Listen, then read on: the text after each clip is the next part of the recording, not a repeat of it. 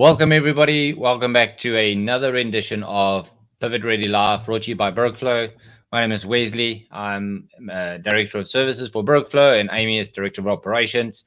If you haven't seen, we have these live conversations every week, and we started with how to structure your company, what are the important roles in your company, how to look at behavior of individuals.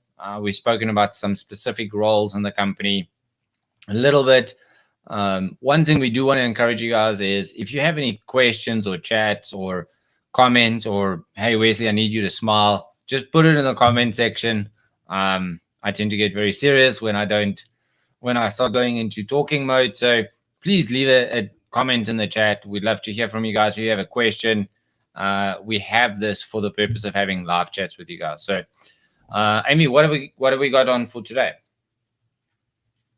So we have been talking over the past few weeks, probably about the entire month of October, kind of the Berkflow strategy around growing businesses is to focus on the human system element. We believe growth comes from the team that you build around you. And one of our kind of mottos, if you will, is to find the right people in the right seats with the right motivation. We kind of skipped the middle one last week and jumped into the right motivation. So I just kind of want to circle back today to say, what does it look like to find people and put them in the right seats? And how do you recognize that and know if they aren't in the right seats? And just kind of dive into that. I think one practical application that I just kind of want to point out is this actually happened to Wesley and I about a year ago. Wesley was in the operations position and I was filling a different position within the company. And as a kind of Dirk brought it to the table, and as an executive leadership team, we all agreed that Wesley was better suited to fit the servicing role and I was better suited to fit the operational role. And we made a shift to implement it. And so I kind of like to start with practical application to say, this is just as important as every other piece of the puzzle. You can have really great talent that are filling big roles in your company, but if it's not the right role for them to fill, then it's not going to be 100% successful, if that makes sense. So, soapbox moment and then 2 points. And the reason why I do that is so that I know, so that you know how long I'm going to talk. Soapbox moment. One is, we all know the saying, I'm not a product of my, society. I'm not a product of my environment. I want to be a product of my choices. That has to be true for your business as well. If you have the wrong person on the wrong seat on the bus, you're struggling to find talent and you're just saying, I can't find talent because it's not there to be found, you're pleading guilt to, I'm a product of the environment that I live in. My business is a product of the environment that I live in. There are good people out there. There are talented people out there.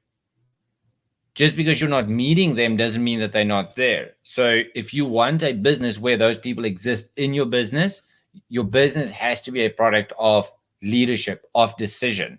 So the same as what we can't say, oh, I'm a product of society, I'm a product of my circumstances. You can't allow your business to say the same thing. So soapbox moment over. 2 things. The way that we approach that is, one, I'll start with saying, if you've got existing people in your company, you have to take stock of what you've got. You can't say, I think Amy is better in operations than Wesley, which she clearly is, by assumption. You have to take stock and say, what is it that Amy is really good at? Which brings me to the second point is, do you have clarity around the expectation of the role in your company? Because then it's easy to say, I have a square peg in a square hole. But it's very difficult to say, I've got all these round holes. Let me just grab the first peg that's available, which was Wesley in this instance, and say, I'm going to put you in operations. According to me, I did a great job. But by comparison to somebody that's really good at it, and I spoke to one of the clients that I consult for this week, actually today, and they're like, hey, we hired somebody and they were impressive until we hired somebody with talent. Now we're looking at this person, we're like, what do we do with this person? Because all of a sudden talent has showed up. So the answer is, where else can you use them? Can you move them laterally? Do you have a very clear expectation, understanding of who they are, their vision, their goals, what it is that they want to do? You can't just say, well, this one's better than this one, I'm going to chuck this one out. If you run your business like a minimalist, like we try and lead our lives, well, I bought a new pair of shoes, so I've got to get rid of the old ones. Most people don't do that. They're like, well, here's my new shoes. I'm going to wear them to church and I'm going to wear them to my friend's house. But when I'm around home and I'm mowing the lawn, you'll appreciate this. All the old running shoes that you pay so much to go running with, they turn into your lawn mowing shoes.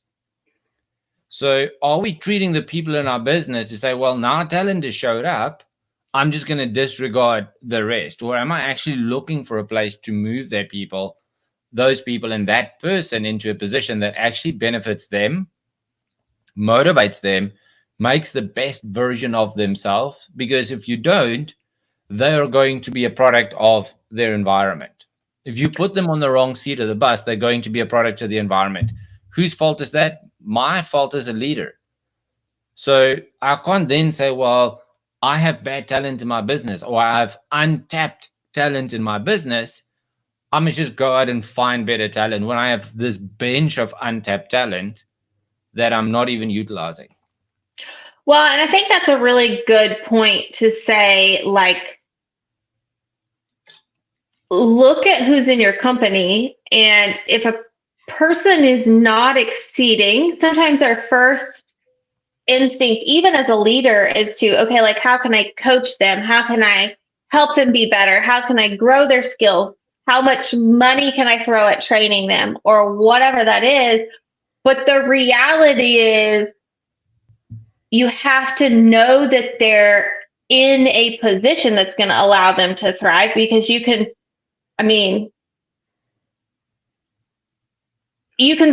teach, you can throw all the money at technical training, but from a computer standpoint, you can spend all the money in the world to teach me how to code, but I don't want to know how to code, so I'm never going to be good at it.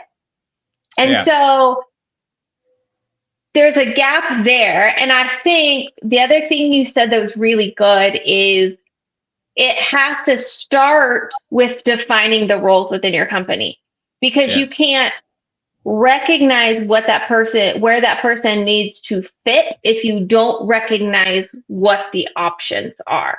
So talk to me a little bit about how you define the roles within your company. All right. So let me just pull up a slide I want to share with you guys. All right. So when you look at a role in your company, you have to, so these are the 10 steps that we train and teach company, and each one of them has a section of training associated with it. But at a high level is, forget whether it's a new person or existing person. Follow the same methodology to say, what is the overall objective of this new hire? Or what is the overall objective of this role? So I'll use Amy as an example. Amy must run payroll. Simple thing, all companies have this. So, okay, do I have a defined MVVC to say, if Amy is in this role, is she going to match the culture of the business? Does she know why we do certain things? If it doesn't happen, is she going to find a way to get it to happen? Because we can't allow Amy's failure, for argument's sake, to run payroll to affect the culture of the business. So there's a reason why I need her to be successful. Second, third point is, you have to understand someone's behavior. I'm a very big proponent of strength-based approach. is lead the people that are with their natural strengths. And in order to do this, you need to understand what are their natural strengths. That's why we analyze someone's behavior. That's why we look at who is this person, what makes them tick. They are naturally good at stuff. And I had a conversation with Amy over the weekend, because we had a business event over the weekend, and I said, I know what I know, and I know what I don't know, but I have this inherent fear inside me that I have strengths that I don't know about. And if I don't know that I have the strength, what am I leaving on the table?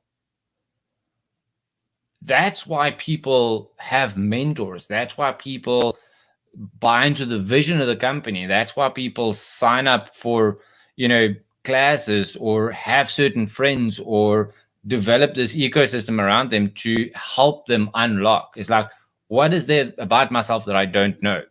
I might be really good at something. And we spoke about it earlier today. In your mind, you have to be able to distinguish between a goal and a process. I might be a good runner, right? But I might be terrible at marathons. But if I'm only training for a marathon, then I'm going to train really hard, run the marathon, and then never run again.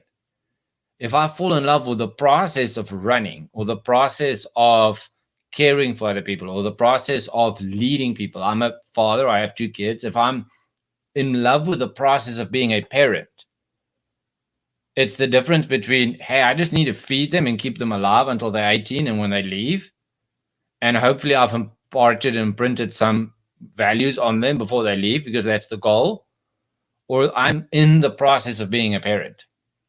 And the only way you do that is, when you look at behavior and you understand someone's strengths naturally. Then I think too, Wesley, really quick, I just want to add, I think sometimes because we focus so much energy on getting to know people and talking about strengths and stuff like that, sometimes we can brush over the fact that as a person, so as me as an individual or somebody I'm leading, it's not cut and dry to know your own strengths or to know your own behavior. I had a conversation with a friend of mine who, her motivation, she was in a sales position, and it was super motivating to her because she was making really good money, and that was creating a really great life for her family.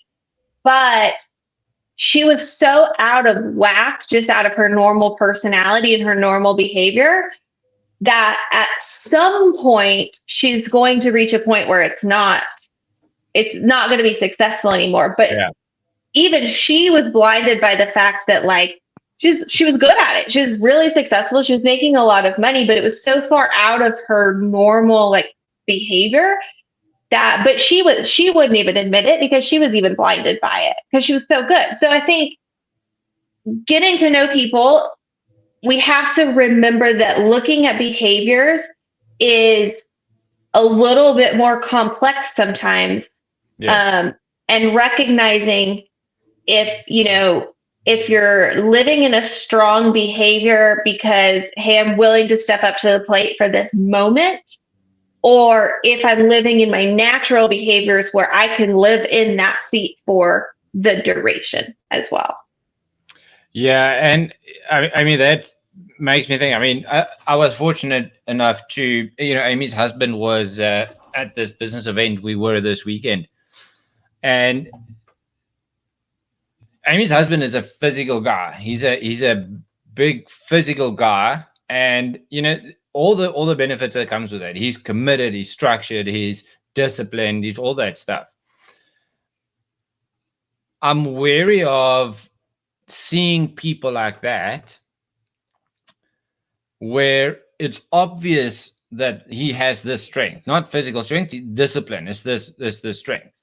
And then people just make the assumption, well, Amy's husband will be a good bouncer. Why don't we just put him as a bouncer? Because he's physical, So if I keep telling Amy's husband, this is the only thing that you're good at, And every time I talk to him, I'm like, hey, this is your strength. This is your strength. This is your strength. It kind of boxes him into just living in this world.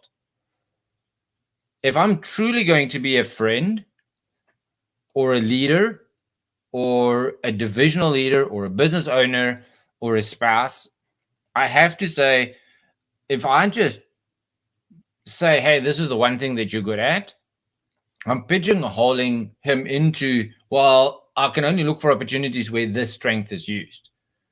And I think oftentimes we make assumptions about people. So your husband has aspirations, and then you look, it's like, well, your aspirations got nothing to do with your physical appearance.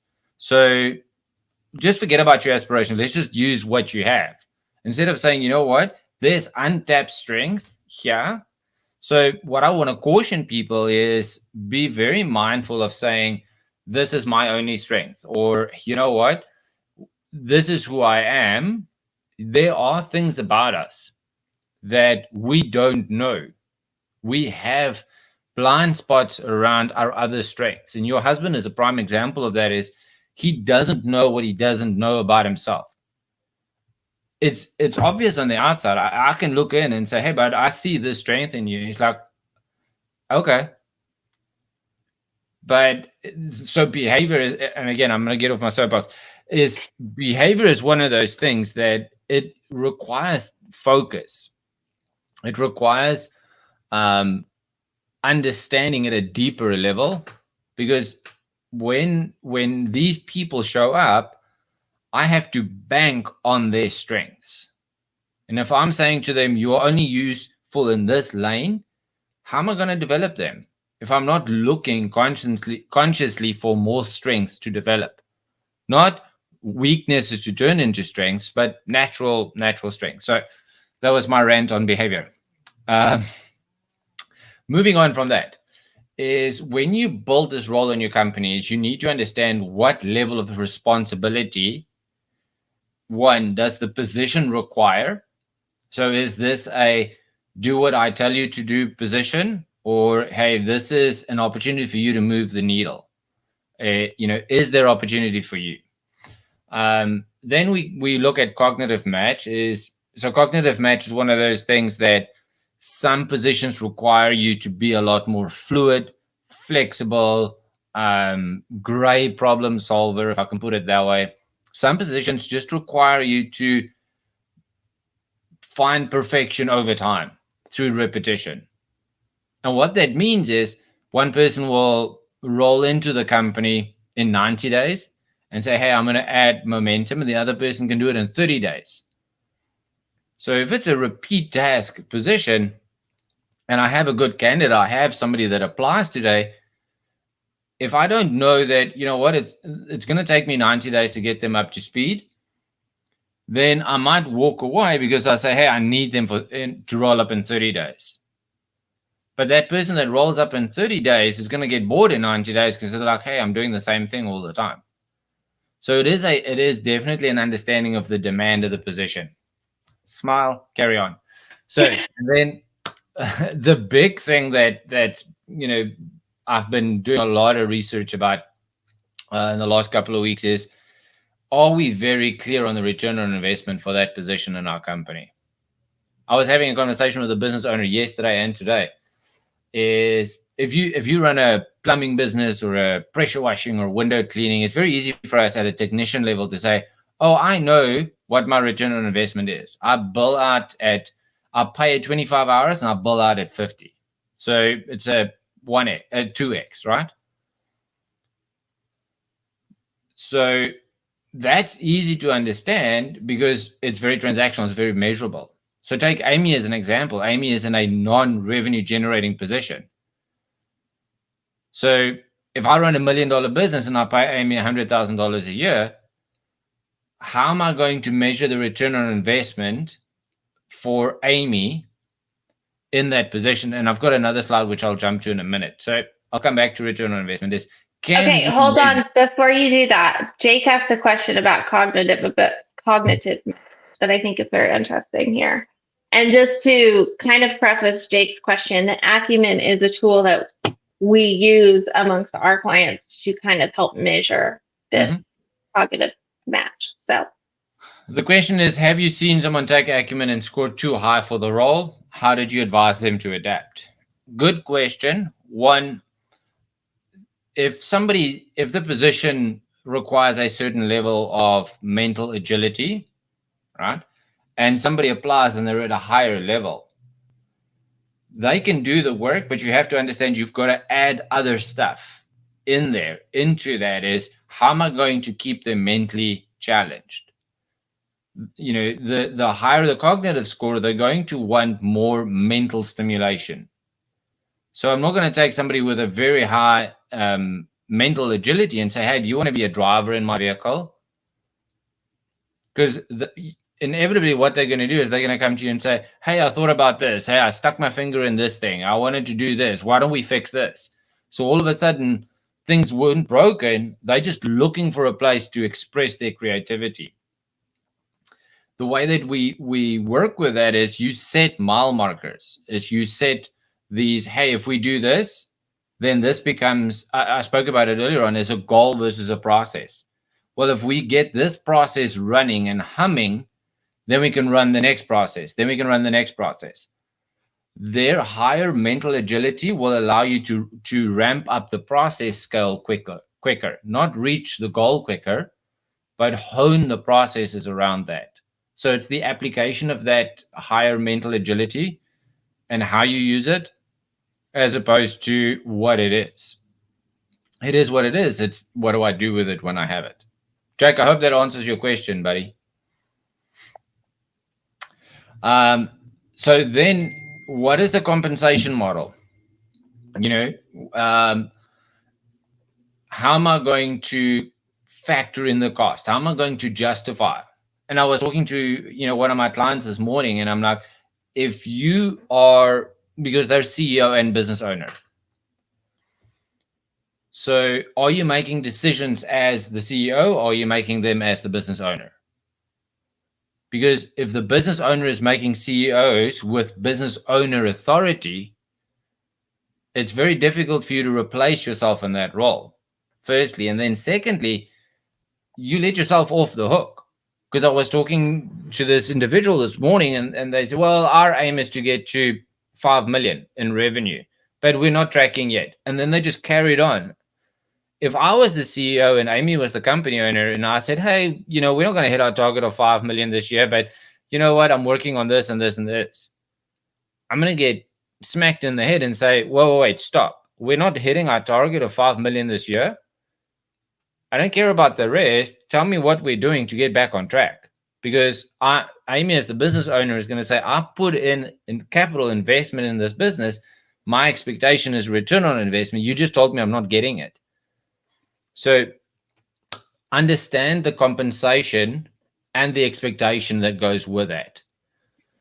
On top of that, we stack the Ascension plan. So if I come in at this level, technician level in your company, what's the future? What's after this? So I come in as a technician. How do I become a team leader? How do I become a driver? How do I become a trainer? How do I become a technician a specialized technician in the company? So that's the Ascension and the development plan. So Ascension is, well, I'll rate your performance as this. If you show up at this, more opportunity gets unlocked. So if you're in a growth role, the expectation is you sign 5 clients. I sign my 5 clients, I get my $100 commission. But what happens when I sign 10? Well, actually, I pay an extra commission for the additional 5. And so there's an Ascension plan around the economics of that role. The development plan, how am I going to develop this person? If I hire them as technician today, where can I use them based on their strengths in the future?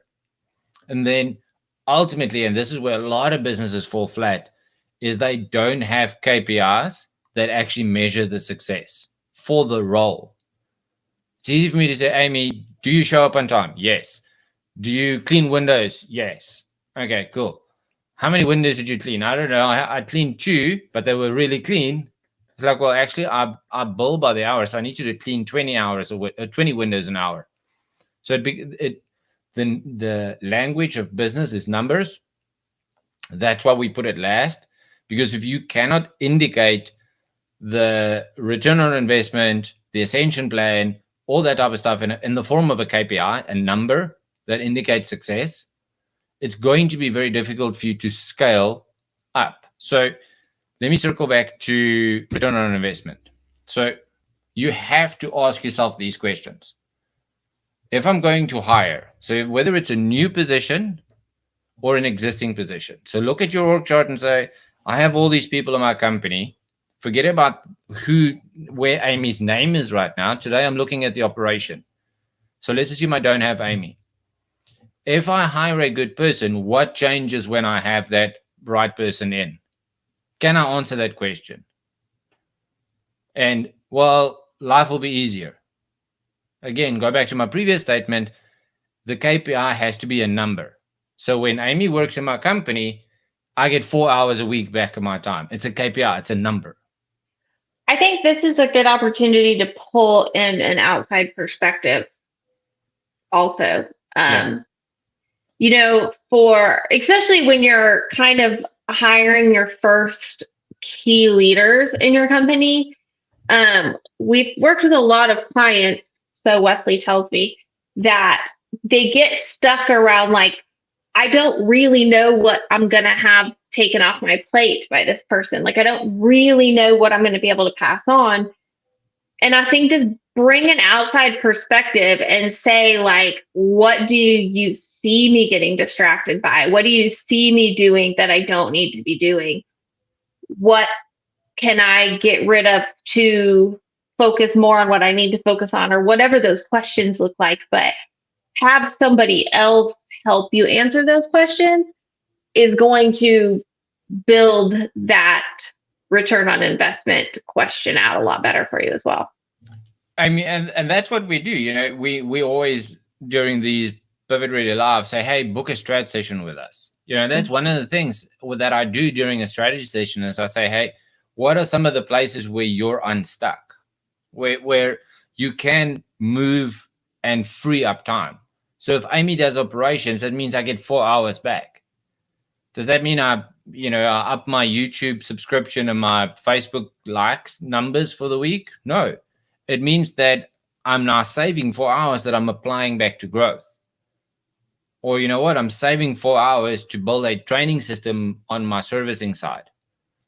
I'm saving, and what am I reinvesting back into my business? But therefore, you have to understand what changes when you hire the right person.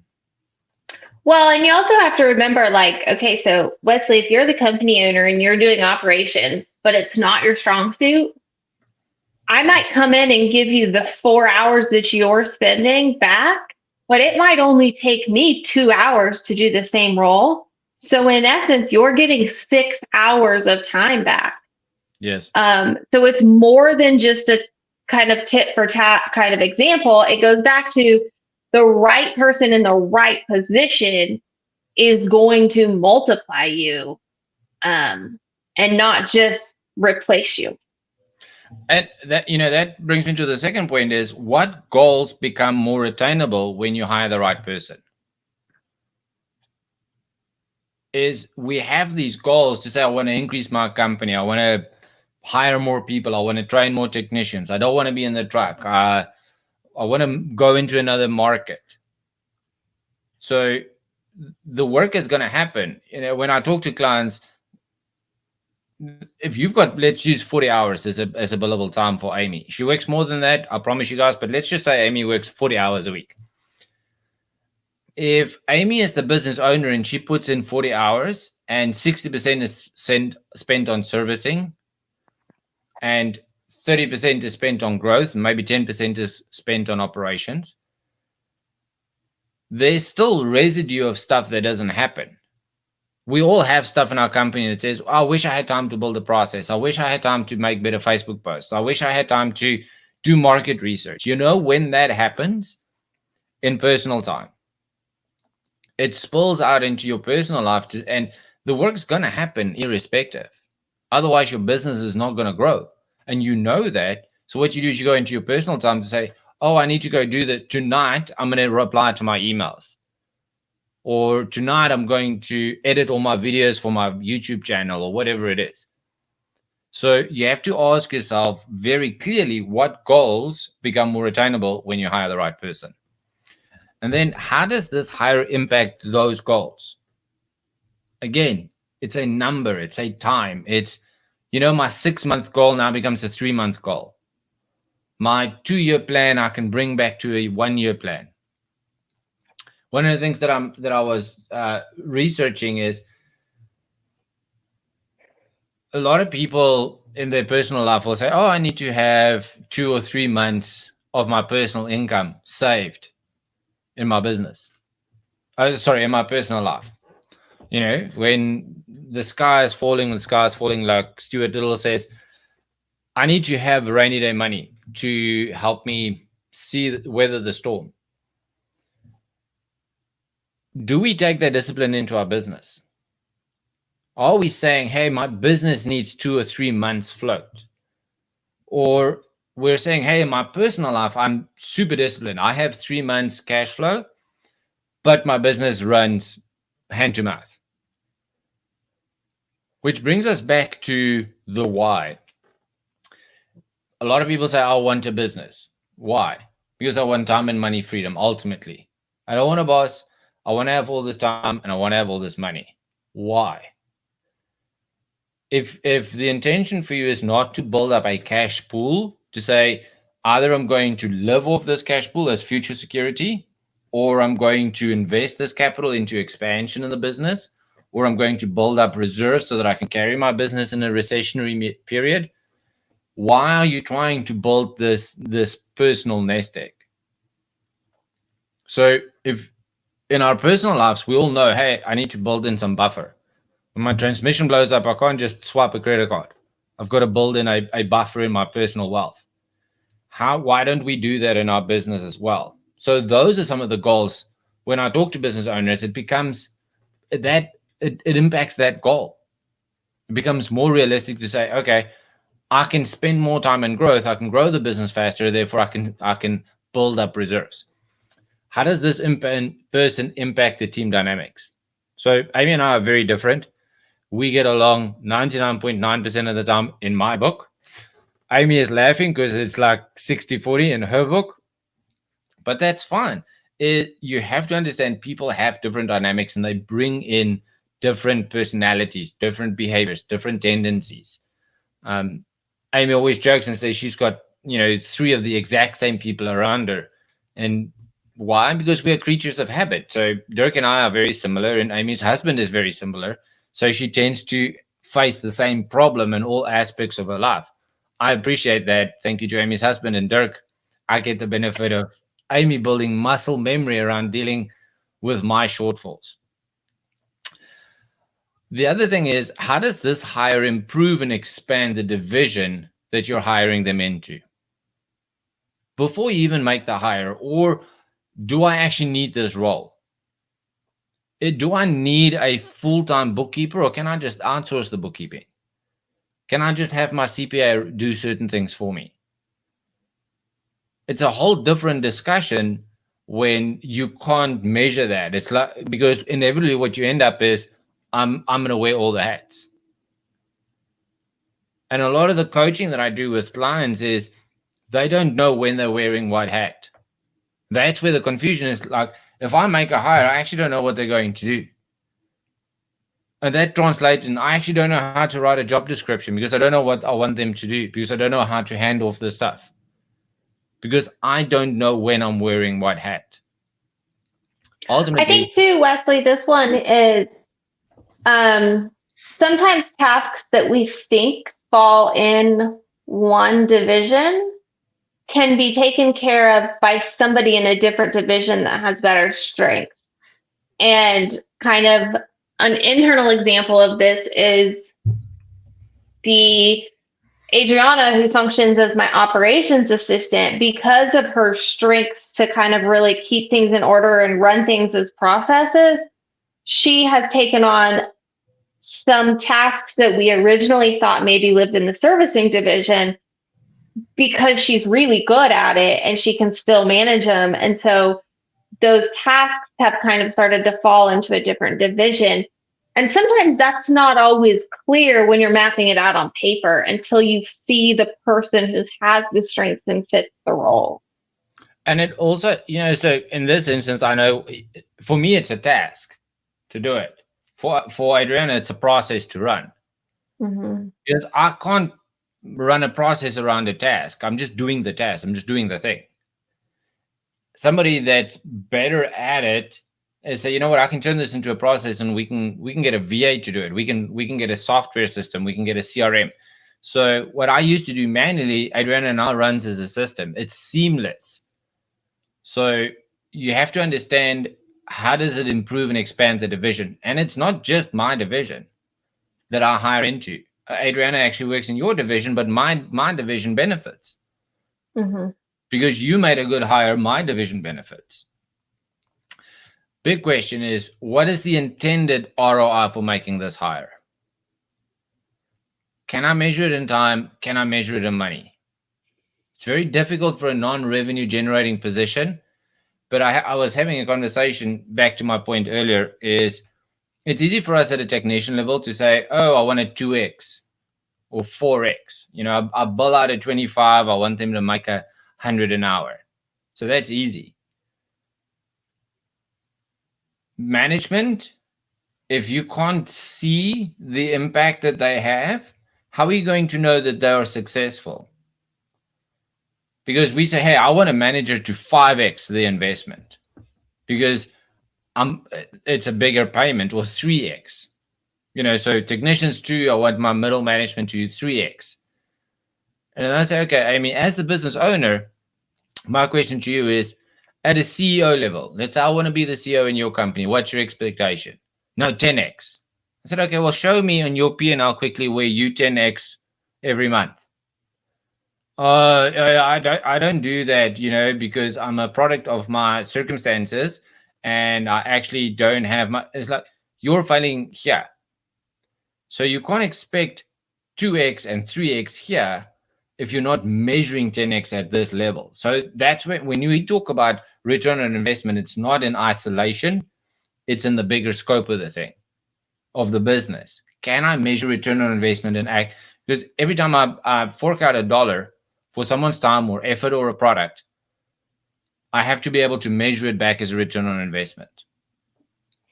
And I think this is where a lot of people get stuck with the operations as well. Because like you said earlier, like operations in general is not a revenue generating role.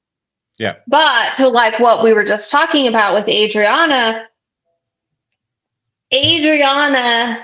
return on investment is how much time she has taken off of your plate by creating a system, therefore opening hours for you as the servicing division to service more clients. Your return on investment stemmed from her return on investment. And so perfectly, yeah. And that's what and again, you must be able to say, can I track this? So Adriana costs X amount of money per year. If I invest that capital here, where's the return on investment coming? It's not just, hey, in Amy's division. It's actually coming in Wesley's division, but I can measure it. Mm-hmm. Because you know what? Now Wesley's not spending 2 hours a week making Facebook posts and writing emails and, doing stuff that could be done by a process, which somebody else is good at. So again, yes, I can still measure the return on investment. And when you're a business owner, you have to be able to look at each role in your company and say, I'm paying money here. Where's the return on investment coming? Where am I going to see it show up? And then lastly, I think too, a good return on investment for me is always not like it. Are you as a servicing director doing $10 an hour jobs? Like $10 an hour tasks is a better way to put it. And so your time is multiplied. And if you can take those tasks off and now you're doing $200 an hour work, that is a direct measurement as well. So it can be seen on a larger, like you said, P&L, but it also can be seen in the direct level of, yeah, I don't know. Yeah, and again, that's why you must be able to measure it at every level in your company. And I might be doing $10 an hour stuff, but by not doing it, I can actually do a $2 an hour function. I can fulfill a function to the company at $200 an hour. So the return on investment is 20x for that $10 an hour. So when you're trying to scale or grow your business, that's what part of the CEO operations role. And that's why I challenge CEOs to say, hey, can you have a conversation with the operations person around this? It's like, you know what? I look at my P&L, which told me what I did last month, and I look at my bank account, which tells me how much money I have here, and then I'm just going to live hand to mouth, and I'm going to try and keep this full until I get to the end of the month so that I can run payroll again, so that I can do the same thing again. And again, that's goal. The goal is to get to the end of the month to run payroll. There's a process of increasing profitability 1% at a time. Even if it's 1% a quarter or 5% a year, doesn't matter. The process is going to make you more profitable. Why? Because I need investment capital. A lot of our clients are expanding into other markets. They're going to need 100, 500 million, 2 million to go into another market. So you're either going to give away equity to do that, or you're going to say, you know what, I'm going to plan to expand in 2 years. That means that for 2 years, I know that I can save. So I need to stop running hand-to-mouth business, increase my profitability so that I have X amount to invest or keep as cash while we're going into a lucrative market now, because when there's a down cycle, there's a lot of exchange of wealth. People that bought stuff at a high price have to sell them at a low price because the interest is forcing them out. So are you geared for opportunity, or are you just running a hand-to-mouth business? Okay, so that's kind of completing my thought. And this is where I am the operations person, because if you're looking at revenue, we've all heard the saying, it takes money to spend, or you have to spend money to make money, right? If I'm just looking at revenue and say we're running a street cleaning business and I need to increase my revenue, the easiest answer is to hire more technicians. I'm still living in I have to spend money to make money. Technicians are doing the servicing, they're going to make me the money. But the think outside of the box answer is to look at profitability. And it comes back to what we just said of, we're not looking just at revenue. We're not looking just at investment versus money in. It's, if I can spend this much money and the technicians that I already have in the field are making twice as much per visit because I'm saving them money in this, or saving them time, or saving them energy, or whatever, how do I make it more efficient? Whatever that is, whether it's a person, whether it's a software, whether it's a system, whatever that is multiplying your profits in return on investment, not just your revenue. So this is where looking at the bigger picture, return on investment, I think people get very tunnel visioned on them, and it's very much, what is the paycheck versus how much money are they bringing in? And there's so many more variables that looking at it creatively, or just call me and I'll tell you all the places that you can do things better. So to that point is, turnover is vanity, profit is sanity, and cash is reality. So you can look at the return on investment from a turnover point of view, and it's still not money in the bank. And profit gives you sanity. Why? Because you're trying to build up a cash reserve. You're trying to build up a cash position to say, I want to buy bigger equipment. I want to buy another truck. I want to buy an ancillary business or start an ancillary business. Cash allows you to do that. Unless you're going to do it on a line of credit, which you need a good profit line for. The bank doesn't care what your revenue number is. They want to see your profit line. So when you look at return on investment, which you so eloquently put, is it's not just revenue. It's not just spending $1, getting $4 back. Because that $4 coming back is not a net.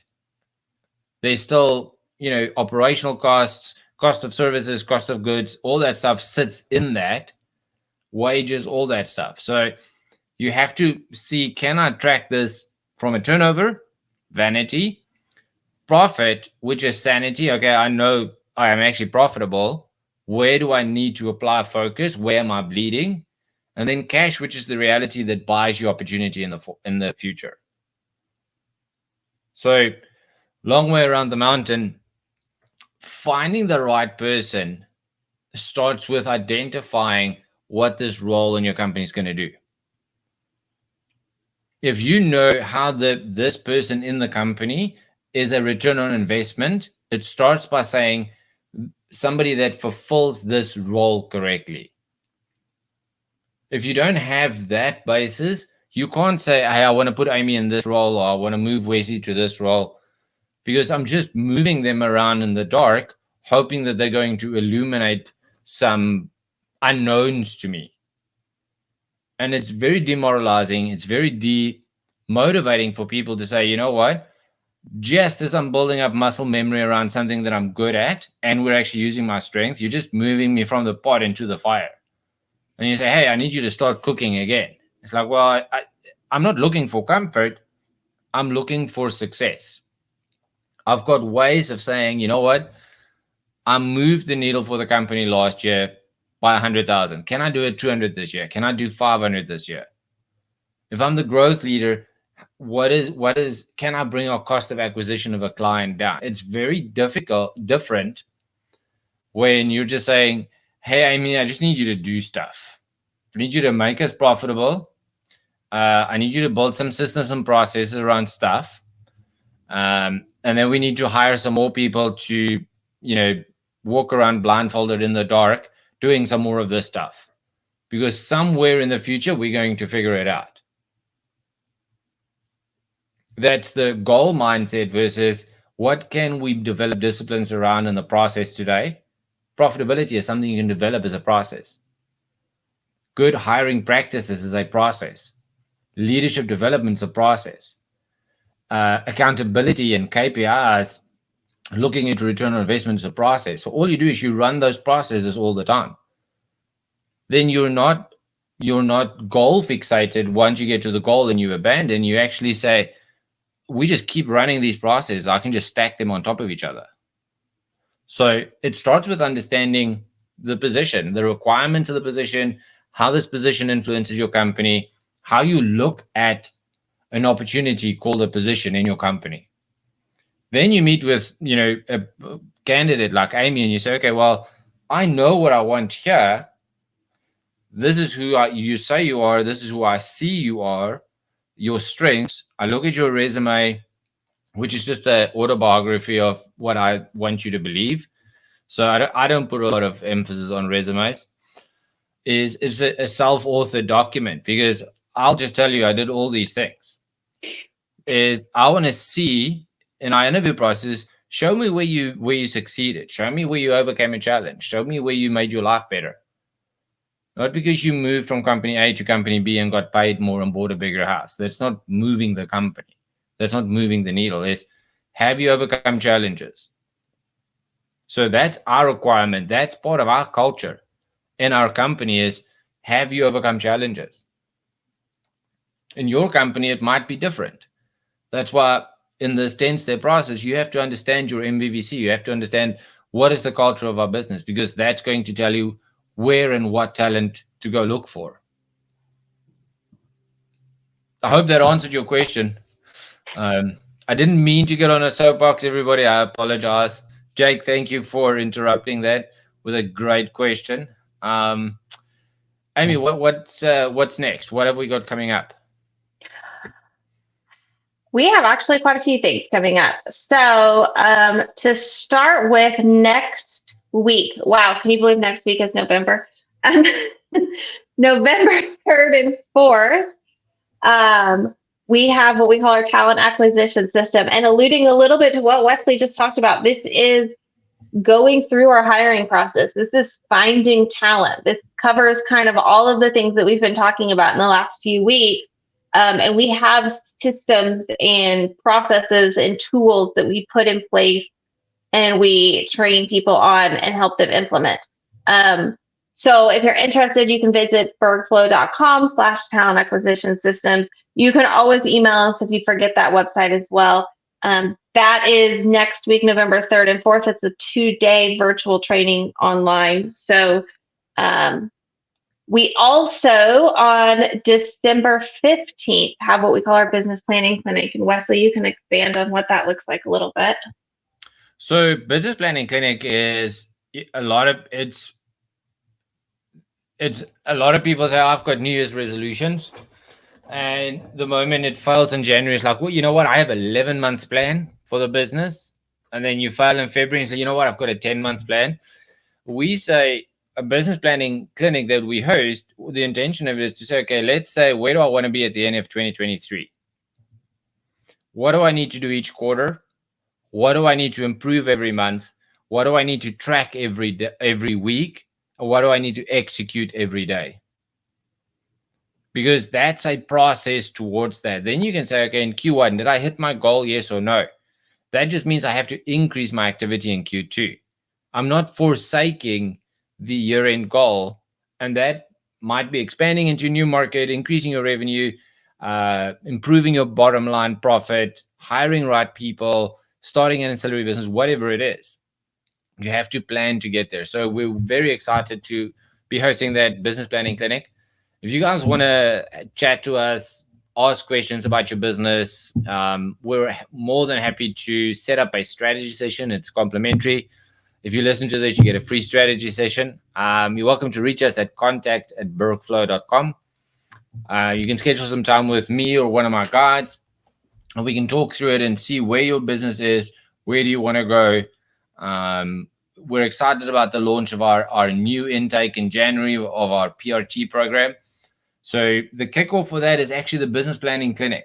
So if you sign up for that, if you want to talk to me about that or talk to one of our people about that, reach us at contact. We'll explain to you what the 12-month business development program looks like. It starts off with a clear business plan, set some goals, set some activities, set some metrics up front for the year, and then we'll guide you in a new class through a 12-month program. So that kicks off in January. So thank you guys for listening. Jake, always a pleasure, man. Thank you for asking good questions and keeping the conversation going. If you guys are listening to this post the time, please email us. We'd love to hear from you guys. Amy, over to you. I think that's really all we had. So I think just we'll leave it at have a wonderful day and we'll see you next week. Cheers, everybody.